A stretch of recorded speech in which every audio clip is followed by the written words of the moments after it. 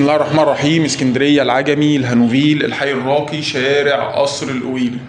معانا شقه في الدور الثاني، 3 غرف وريسبشن وحمام ومطبخ، اسانسير، بواب، ودخله فخمه جدا، مدخل عماره فخم، تشطيب حديث، اسانسير، اتحاد ملاك. عندي كل المزايا اللي ممكن الاقيها في الشقه من ناحيه الخدمات ومن ناحيه الشقه من جوه. تعال بقى نتفرج مع بعض على فيو بتاع الشقه. الشقه عندي بتبص على شارع، داخل لك شمس، داخل لك هواء.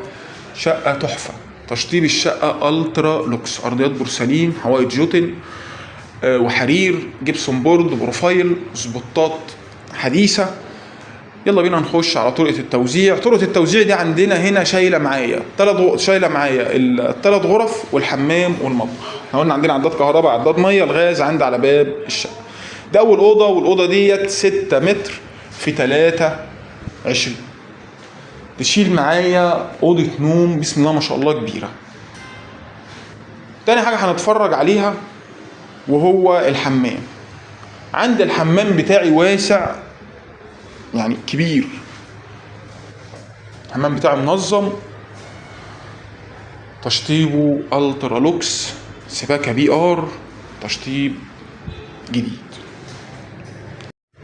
بعد كده ان شاء الله هنروح لاهم حاجه في الشقه وهي المطبخ. المطبخ عندي واسع، شيل معايا كافه الاجهزه الكهربائيه، ثلاجه، ديب فريزر، بوتاجاز، غساله هدوم، غساله اطباق، ميكروويف، فرن، اير فراير، مطبخي بسم الله ما شاء الله عليه. الكهرباء عندي هنا صنشي في الشقه بالكامل، فيوتك في الحوائط. ودي الاوضه الثانيه. يبقى انا كده شفت الاوضه اللي هي 6 متر، ورجعت شفت الاوضه الثالثه اللي هي 3.5 في 4، برضو بتبص على نفس الفيو بتاع الريسبشن.